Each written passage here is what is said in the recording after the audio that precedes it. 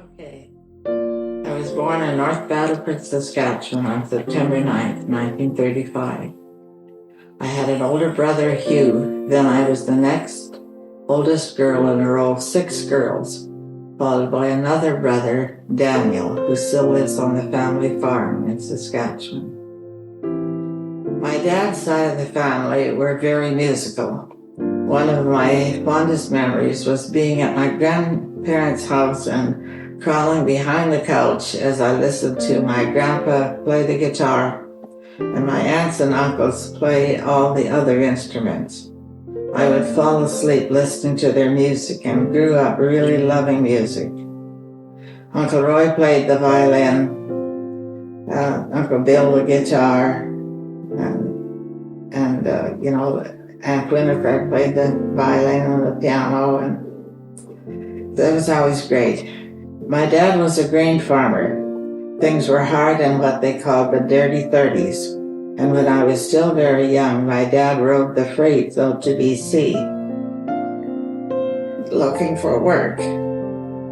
How do you ride the freights, do you know? Let me just put here, explain. That means when a train goes through the town, before it picks up too much speed, you jump on the train and ride. And when it gets to the next town, you have to jump off because they'll catch you.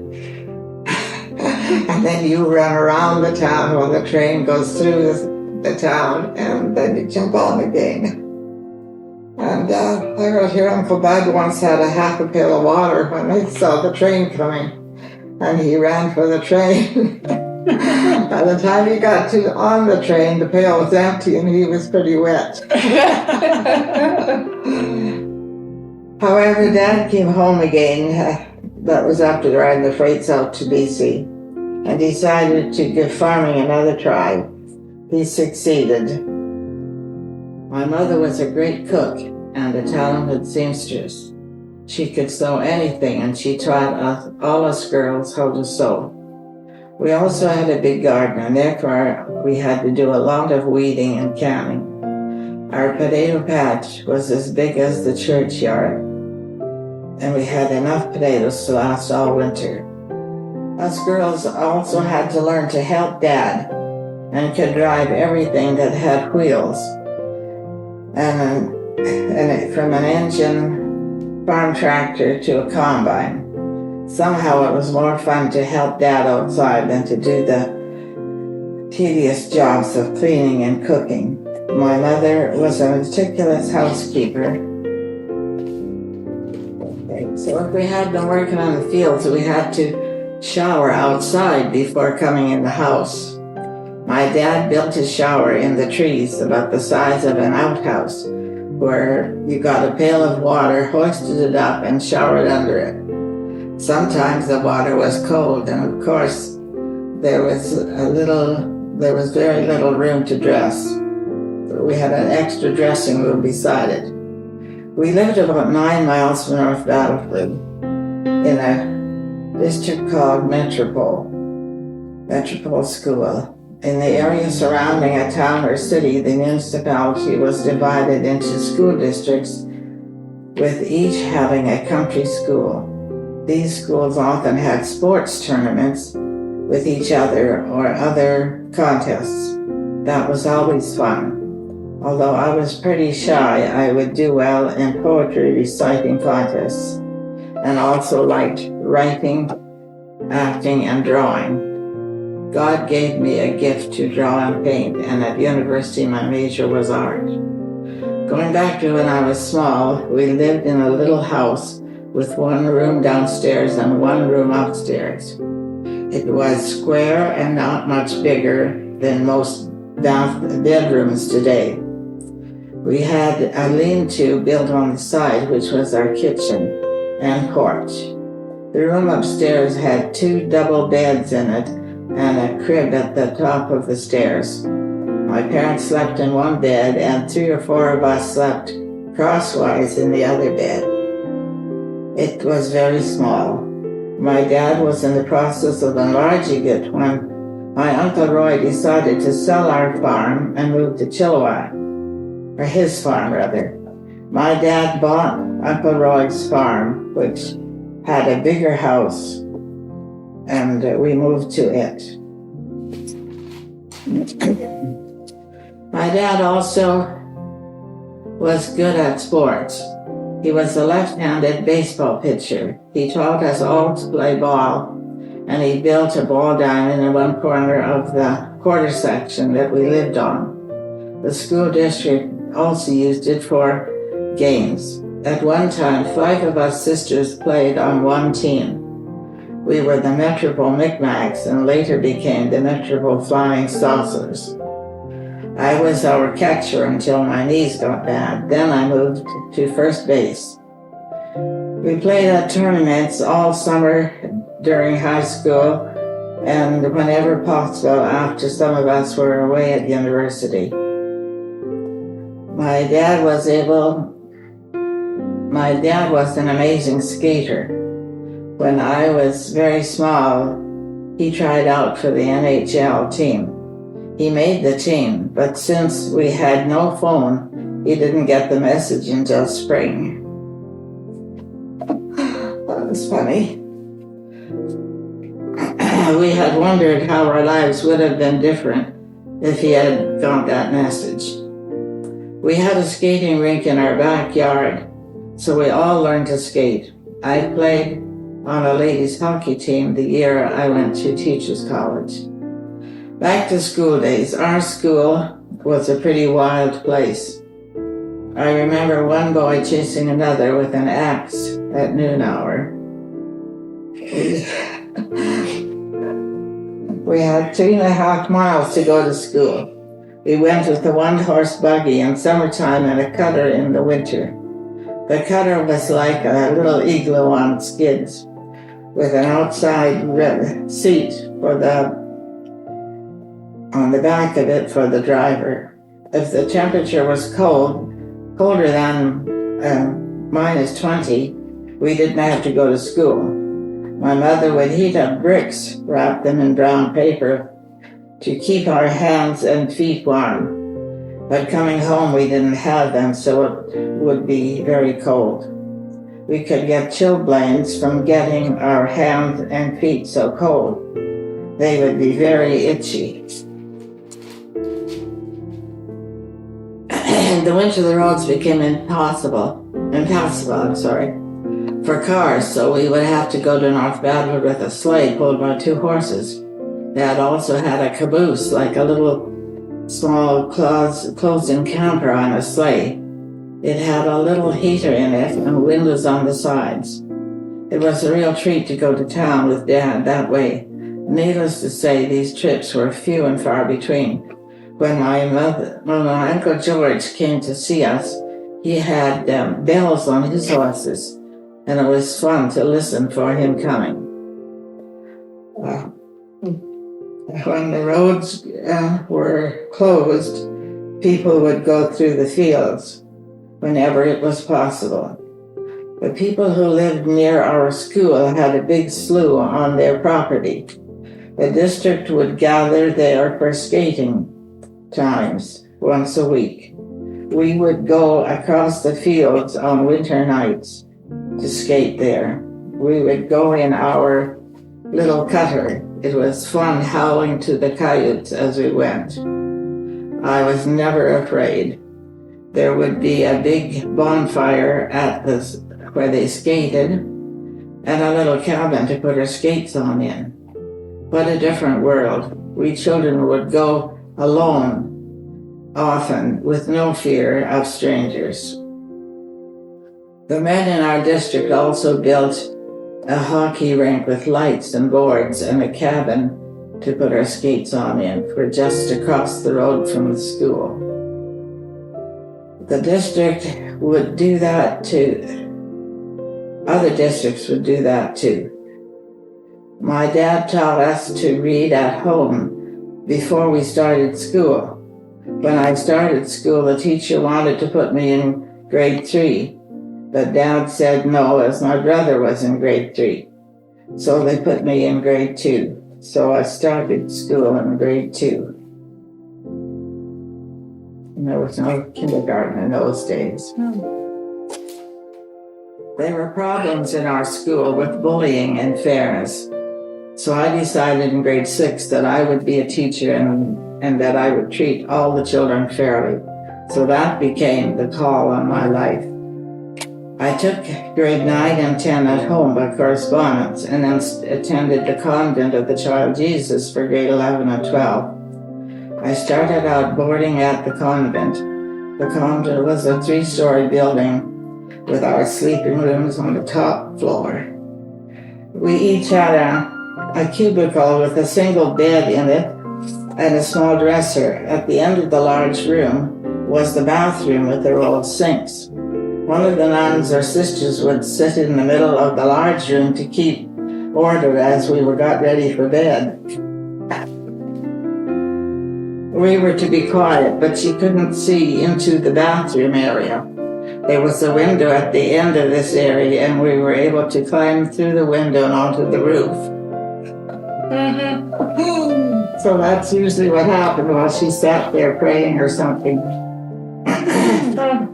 Luckily, no one fell off, but it was fun to go up on the roof. At Christmas time, I went out of the convent and shared a lighthouse keeping room with 2 of my cousins in my grandmother's house, which was near the school. I did that until graduation. I made friends in that high school that are still my friends. The next year I attended Teachers College in Saskatoon. I boarded in a house of 12 girls, 2 of which were my high school friends. In those days we could attend college for 1 year and then began to teach. Then we continued our studies with summer school or correspondence. Okay. We had to attend university full-time for 1 year to get a degree.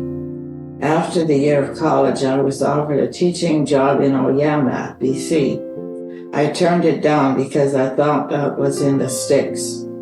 I then took a job in Loon Lake Kellett School that was the real sticks. I taught I taught grades 1 to 8 with 1 grade 9 student. There was a general consensus that school was to be disliked or even hated, so I determined to love the students and make their classes interesting and fun. Because God was with me, I think I succeeded. I also did the janitor work in the school. When the days got cooler, I had to split wood for the furnace in the school. I was not good at that, and after a few days I chopped my hand. Right here, I still have the scar. Tried to get my first finger off. Almost removing my first finger. I wrapped my hand in a towel and ran to my boarding place, and nobody was home. So I got a bigger towel on my hand and headed down the country road. About a mile down the road, I came to a farmhouse where someone drove me to the Loon Lake Hospital, where I got 10 stitches in my hand. I really enjoyed teaching. It was a common thing for the school to put on a Christmas concert, and I really enjoyed them. I taught there 2 years. And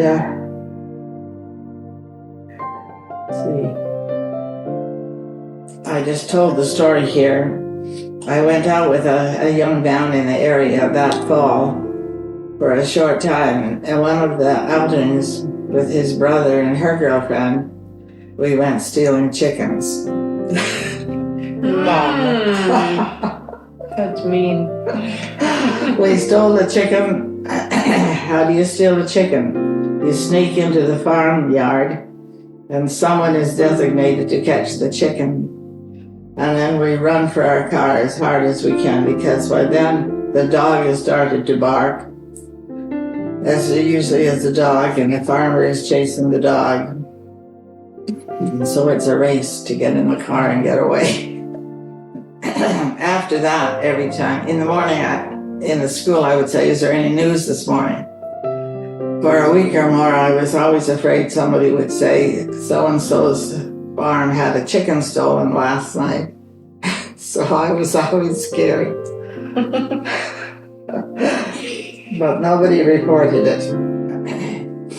When I left that school, I went to Willow Springs in the North Battleford area, the White Hood Hills. Here I met a young man who dated me for 3 years. I was still a serious Catholic and he was a Norwegian, so the two don't really mix. So after teaching in Willow Springs and after that in North Battleford at their separate school, grade 2, I just left and went to Calgary. I went to Calgary and there I joined a hiking and ski club and learned to ski. My first trip out, I broke one ski.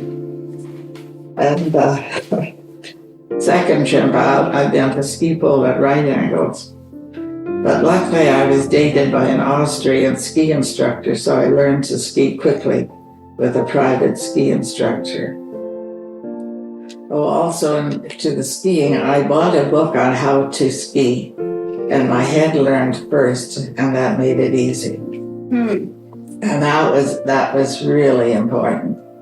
My body knew what to do and how to tackle the slope. And this fellow would take me down the hardest runs. And I didn't mind. I learned to ski quickly. I dated many young men, but if they got serious, I was gone. After teaching in Calgary, I then went to Strathmore, Alberta, right near Calgary. I went to Saskatoon every summer, and then I went back for a year at a year at the university and got my education degree.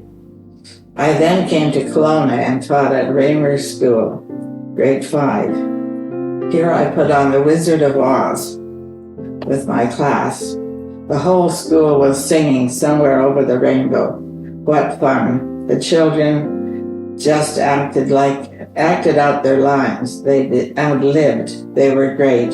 They didn't memorize anything. They just knew who they were and what their person should do. And it was so much fun. Yeah, they didn't memorize any lines. They just were the characters. Also here I skied every weekend. Lake Louise, Sunshine, Banff, and such places. Here I met Judy Johnson, and we planned to hitchhike around Europe for a year and work and ski in Austria in the winter. We were both sort of ski crazy. You think? Yeah, yes. In Europe, we were hitchhiking. We had Canadian flags on our. She had a pack-sack. I had a small suitcase. A Canadian flag on our baggage. It got us better rides. The meals were interesting, often just bread and cheese. We had to make our money last. I flew from Saskatoon to Montreal, where I met Judy, and we go by ship, the Carmania, to England and arrived in England on July 22nd. We brought our skis and stored them in London. We walked down the streets of London carrying our skis in July.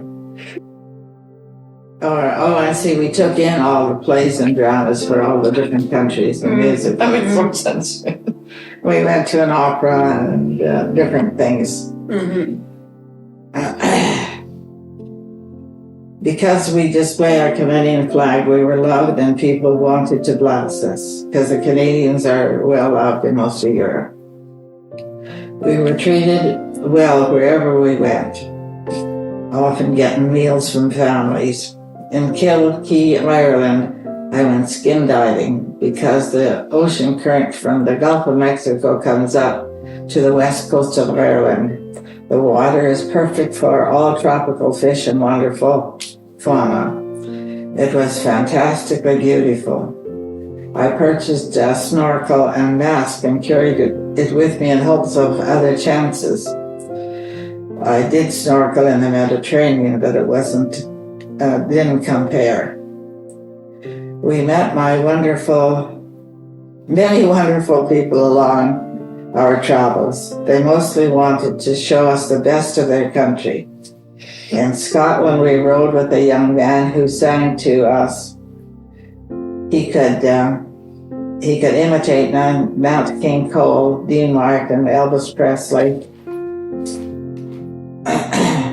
We couldn't understand his English unless he talked like a Texan. When we landed in Corfu, Greece, most of the traffic was donkey carts. Finally, a Greek family came along in a car. Mom, Dad, a son, 2 daughters, a boyfriend. After they fit us in, it was really a full load.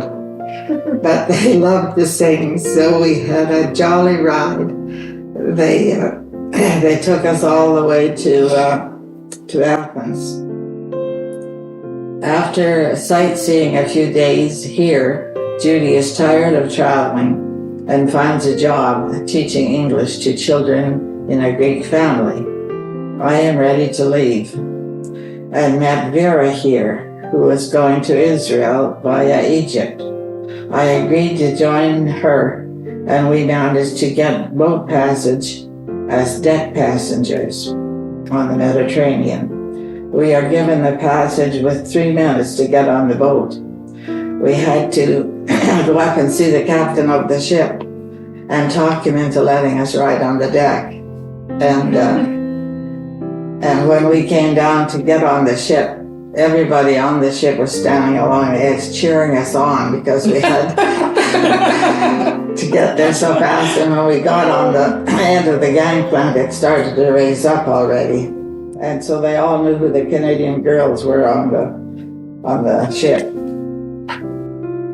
It was very good. The cook invites us to sleep on the top deck just outside the kitchen and brings us some covers to keep us warm. Sleeping under the stars on the boat is great as the boat turns this way and that. And you can see the stars moving in the sky. Arriving in Egypt was wild, like going back in time a few centuries. We are here several days seeing many things.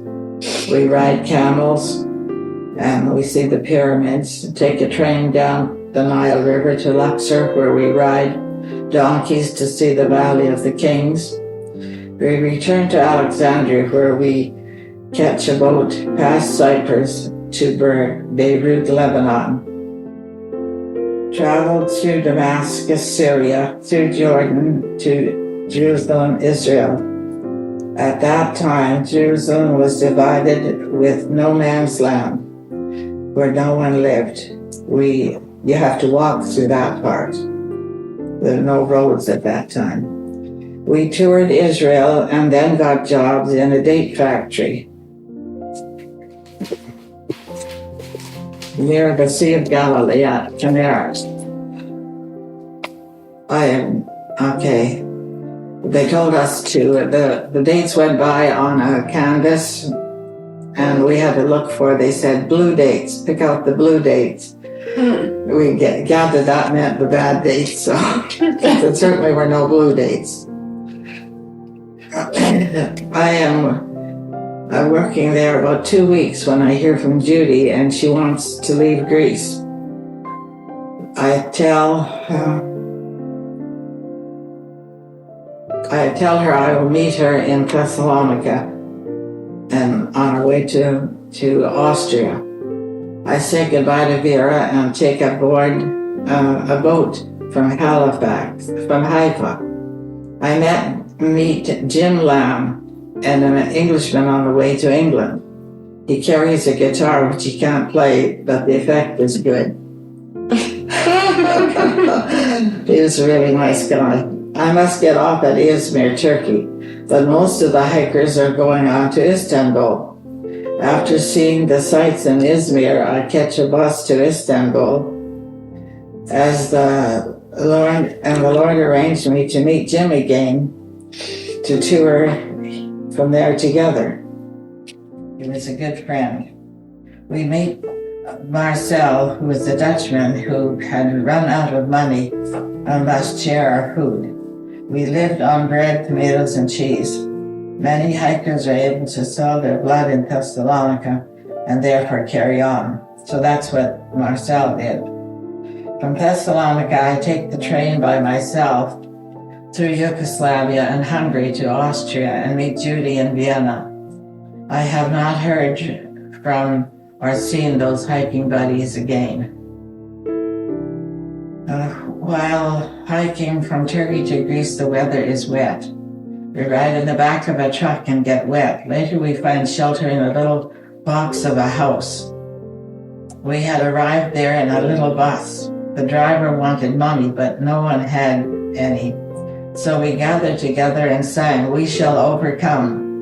The driver enjoyed it so much, he forgot about the money. Later we were given a free ride near the border and then a ride with 2 Turkish soldiers. Jim and I ride in the back of the truck. They run down a dog and throw it in the back with us. At the border we go through customs and then set out walking across a long bridge which separates the countries. It is marshland and foggy and dark. About every 1,000 yards we go by guards armed with bayonets and guns. Finally we see a sign saying "Welcome to Greece," and after this the armed guards are Greek. Finally we arrive at the Greek customs. We are greeted warmly, but the nearest town is 43 kilometers away. We are shown to an old car with 3 beds in it. There's no room in the hotel to sleep, so we go into this old car. I use Jim's sleeping bag and he uses my sheepskin coat. During the night it gets very cold. In the morning we hike on to Thessalonica, where we say goodbye. I meet Judy in Vienna and we tour Austria, then look for work. Trouble finding work because no work permit is given unless you have a job, and no job is given to you unless you have a permit, so it was a vicious circle. But we find work as nurses in a hospital in Hoch Zero, meaning high zero. We send for our skis.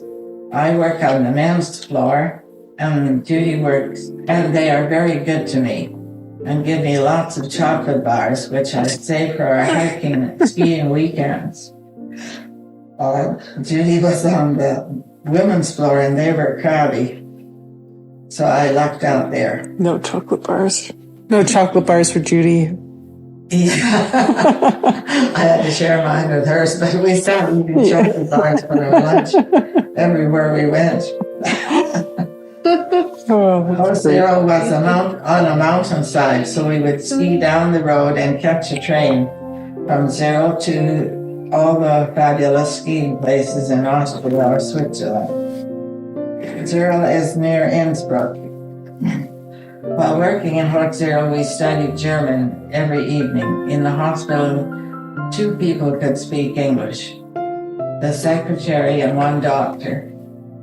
Some places we skied were Lützen, Kitzbühel, St. Anton, Patchakol, Seefeld, Seagrove, Evelgar, St. Johann, Valuba, and St. Antons. I didn't know I'd written that down. We leave Austria to go to Italy and France, to Spain, down to the Strait of Gibraltar. That's in the springtime. We worked for 3 months.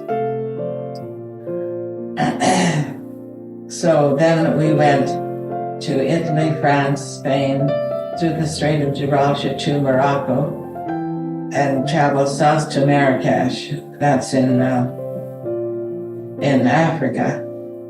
Marrakesh is very, I mean, you can't describe those places unless you see them. It's just another world completely, with street vendors and donkeys and camels and everything on the street. The camels, when they go by, there are people hanging all around the sides of the camel catching rides, and you can pay for a ride, but if you get in a seat on the camel, you're lucky. You might have to, get one foot in a stirrup and hang on with another hand. Like, unbelievable, the traveling methods. Marrakesh in Africa are another world. I loved it. We then traveled through Portugal, the North Netherlands, Spain, back to London, Belgium, the Netherlands, again, through Germany to Denmark, Sweden, and Norway. We flew via Iceland to New York and then up to Expo in Montreal. So there's a lot left out there of our experiences, really. We flew to Iceland, New York, and up to New York. While in Austria, we succeeded getting teaching jobs in Trail, BC, and returned to North Battleford for summer. By the summer, then taught elementary school at Tadmac and Trail, and lived in Rossland. I took a ski instructor's course and taught children skiing on Saturday morning. I met Ralph in the springtime, but wouldn't date him till the next fall, because he was engaged. We got engaged in the spring and married in the fall of September '69. We lived in Paul River, where Sherry was born. Shannon was born in Port Moody, Travis and Julie in Kelowna, where Ralph was teaching. So you'd like to know the rest.